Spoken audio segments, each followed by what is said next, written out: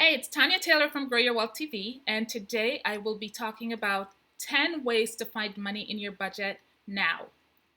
For best information about growing your wealth through savings, reducing debt, and investing, please subscribe to my channel and hit the bell to be notified when I post videos on Fridays and on Sundays. I've had a lot of people ask me, hey Tanya, you're making some great suggestion about investing in savings, but what about if I am completely tapped out in my budget, and worse, if I'm over my budget monthly? How can I possibly do anything that you're suggesting? I decided to answer this question by providing these 10 ways that you can find money in your budget right now. None of these are going to be revolutionary, and they're all things that you are aware of, but you're probably just not consciously thinking about them. So it will be interesting to hear what resonates with you after I go through these 10 items. The first thing that I'm going to talk about is breakfast, lunch, and coffee. This is like a cash guzzler, and a lot of people don't realize. A lot of what you do in the mornings is you may go to Starbucks and you spend $5 for breakfast. Then you might also spend $5 on coffee. So that in itself is $10. Then you go out to lunch and you're spending another $10 to $12. So right there, you're spending on any given day $20 and up. Now you can adjust that by, instead of purchasing coffee every day, you might just purchase it twice a week so that you're not completely depriving yourself. And then eat breakfast before you go to work, or take breakfast and then maybe only buy breakfast as well 2 days a week. So already you're cutting out, instead of spending $10 every day on coffee and breakfast, you're possibly just doing that 2 days per week. Then for lunch, if you prep ahead of time, let's say on Sundays, and you take lunch, you could completely cut lunch out of your budget and just take lunch every day, or just decide on a number of days that you want to take lunch. And you'll see that over the course of the month, if you have cut out your daily expenses from spending, let's say, $20 a day on the conservative side to spending $20 maybe only 2 days per week, then you will see a drastic change in your budget. And what you can do is that you can take that money, and if you don't have an emergency fund, you can use that to start building your emergency fund. And if you want to know more about emergency fund, I actually have a video that I did on emergency fund that you can take a look at to understand how much you will need in your emergency fund. And if you already have an emergency fund, but you have some debt, then you can take that money and put toward debt or put it towards savings. And that's how you're going to start changing what you're spending and using it to allocate towards something that's going to grow for you in the future. Let me know what you're doing with your extra money that you're going to be finding from breakfast, because I'm pretty sure that most people are going to find that they're spending too much, not just on breakfast, but on a daily basis outside to eat food. Okay, now we're up to number 2. Stop paying banking fees. So many people are paying a ridiculous amount of money for their checking and savings account, and there are many banks that are offering free checking. For example, Capital One, 360, Ali Bank, and Betterment, they all have free checking account, and they even offer interest on their checking and their savings account. So that's one way that you could completely cut out paying any fees on the bank in terms of monthly maintenance fee. Also, you want to try to avoid using other banks, because if you use their ATM, you generally have to pay for taking money out. And in today's world, where there's so many different ways that you can pay with your Cash App or your Zelle, there isn't really that urgency to go and take money out of another person's ATM. Also, you want to avoid overdraft fees. If you feel like your paycheck is not in line with when you have to pay your bills, you can do one of two things. You can call all of your creditors, whether it's your utilities companies or your credit card company, and ask to change the date so that it's in line with your paycheck. Or if you don't have that as an option, apply to your bank for bank overdraft, and you want to make sure that you're only using this for the intended purpose. So it is to fill that gap between the time you get your paycheck and the time you pay your bill out. You need to know that there's going to be some sort of interest charges associated with it. But the reality is that if you have to pay interest for maybe 3 to 5 days while you get your paycheck in, it's going to work out a lot less expensive than if you are getting these crazy overdraft fees. So those can actually end up saving you hundreds of dollars. I can't tell you how many people I talk to who are like, I have like hundreds of dollars of overdraft fees, and they just have not thought about like this simple way to not pay the overdraft fees. And again, to find banks that you do not have to pay the maintenance fee for keeping your money in the account. So think about that. Start looking into banks if you have not already looked into it, and start looking into how you can get an overdraft assigned to your account so that you're not paying those overdraft fees if you're in that particular situation. Here's another way that people are spending money unnecessarily. Number 3, avoid parking ticket and argue the fines. So if you are somewhere and you need to feed a meter, always pay a little extra than you think the time that you're going to spend, because a lot of time we end up being delayed and you get back and you have a ticket on your car. So feed it, give it a little extra, and just walk away. If you think that you're not going to be able to feed the meter with enough money for the time frame that you're going to be away, it is better to take your car and put it in a garage and pay the extra cost, because in that way, at least you know that you're not going to get a ticket. Because if you're trying to save that extra dollar or $2 and you end up getting a ticket for $30 or worse, $100, then it has completely defeated the purpose. And if you do get a ticket, try to argue the ticket. The other thing that you want to make sure, though, is that if for whatever reason the ticket is not thrown out or you're not going to fight it, just pay the ticket in the deadline. Because if you don't, you're just incurring additional costs that you are already paying on unnecessary fine, and that could really start adding up. So you just want to make sure that if you do have the ticket, you just set a date that you make sure you know the date that it's due, and just pay it before the date so that you don't include additional costs on top of what you've already gotten. Okay, now we're up to number 4. Buy secondhand items and sell what you don't need. How many of you have things just laying around the house that you bought, you thought you liked it when you were in the store, you came home, some of them you've never taken the tag off of it, or you've worn it once?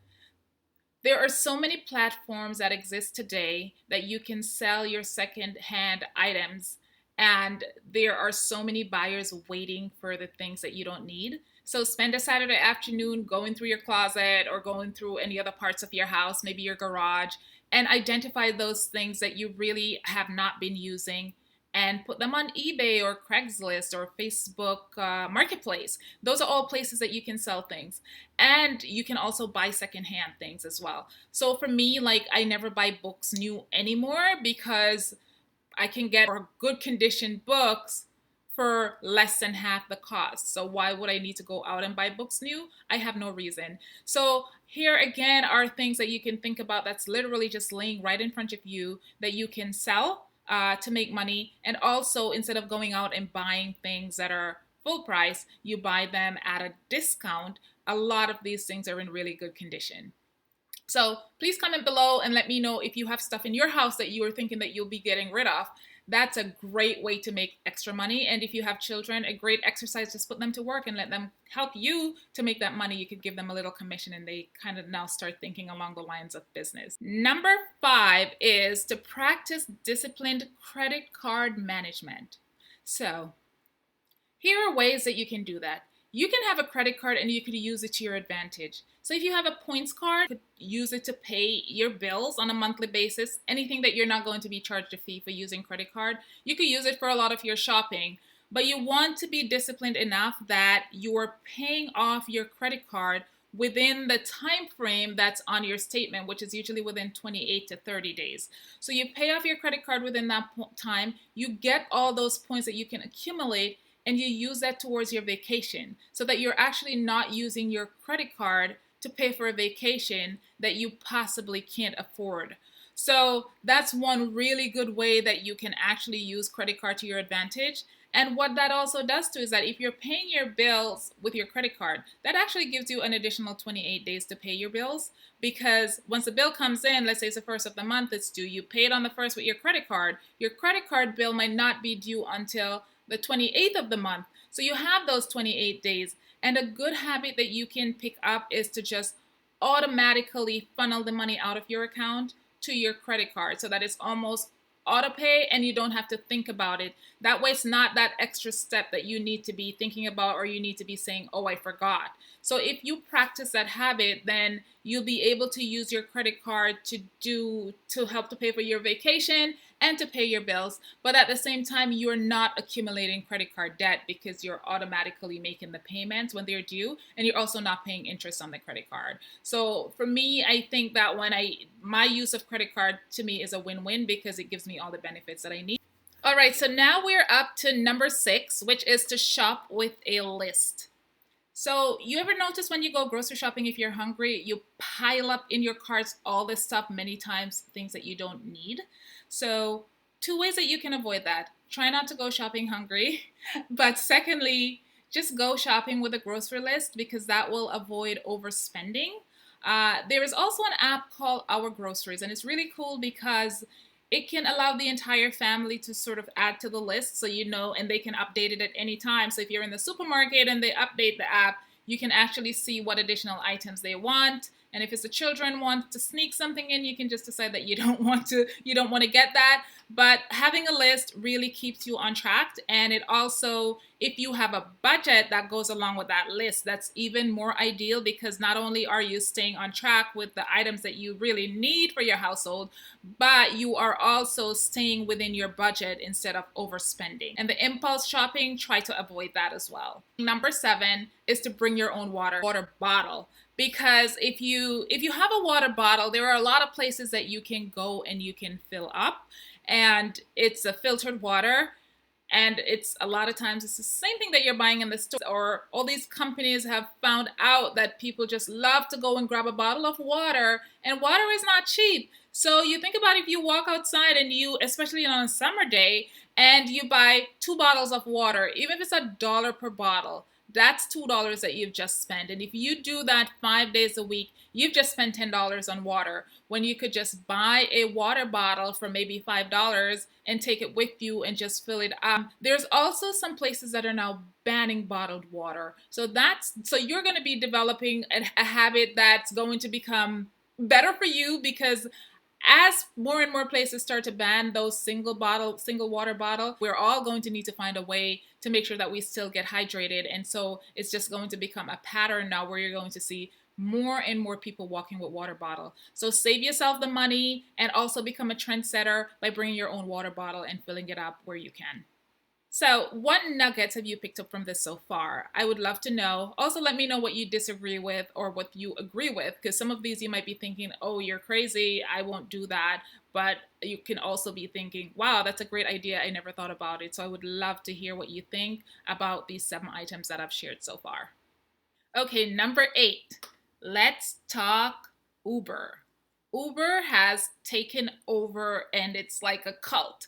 So a lot of people now, if they don't want to cook at home, it's like, let's just do Uber Eats. And before you know it, you're ordering a meal that could be $25, depending on if you're ordering for the entire family. It could be 30, it could be $40. If you do that even twice a month, and you've spent $25, that's $50 a month. And most likely you're spending more than $25, and most people do it more than twice a month. Really, the convenience of Uber is great, but it should only be used when it's absolutely necessary, because we all have that time when we just really are in a crunch and we just need to get on our phone and get some Uber Eats.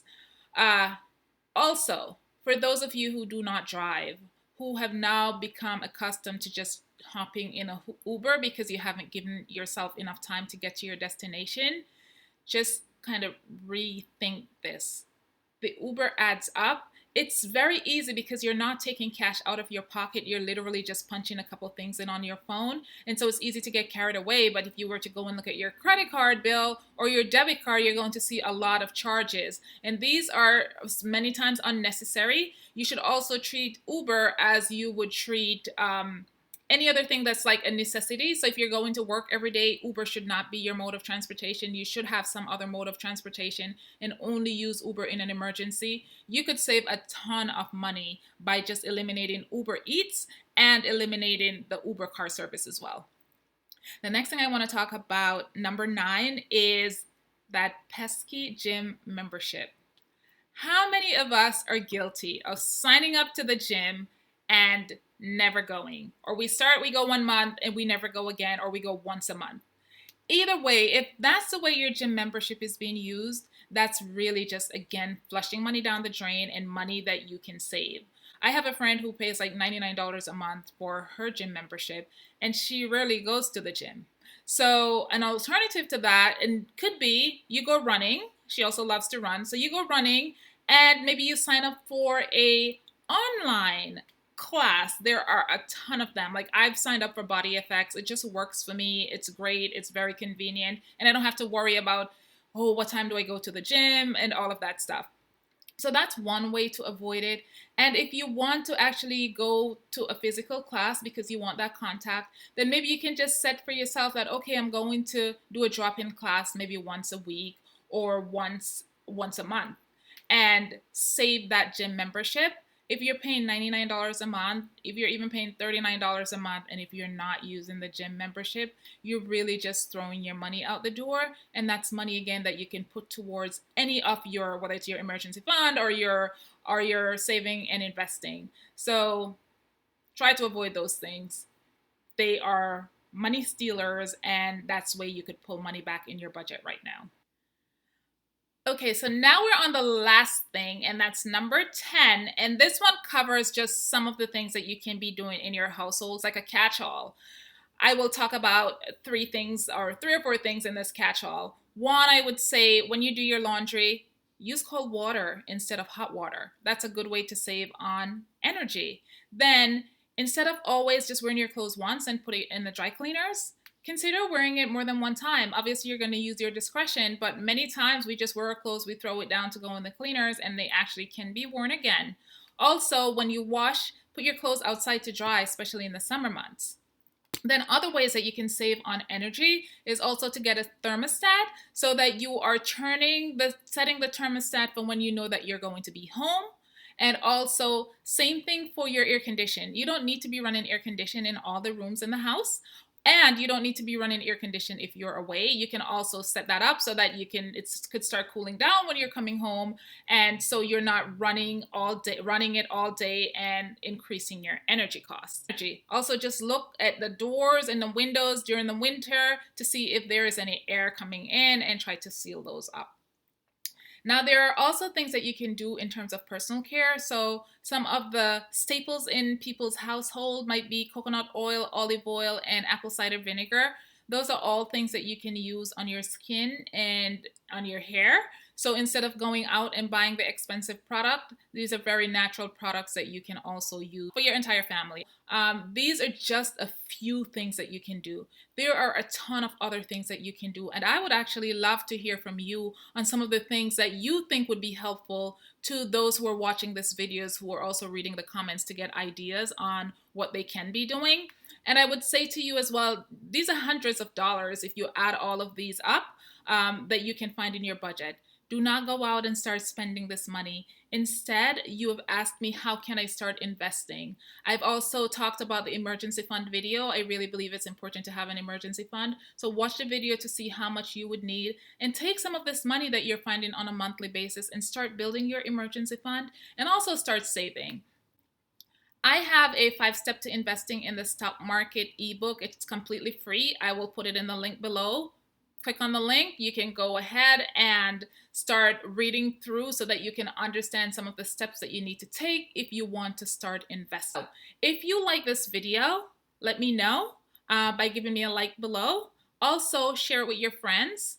I would love to continue to provide you with great content, and so I would also like to know what other topics you would like to hear about. Also put it in the link below, and I will be happy to create a video to help you as you go along on your investing journey.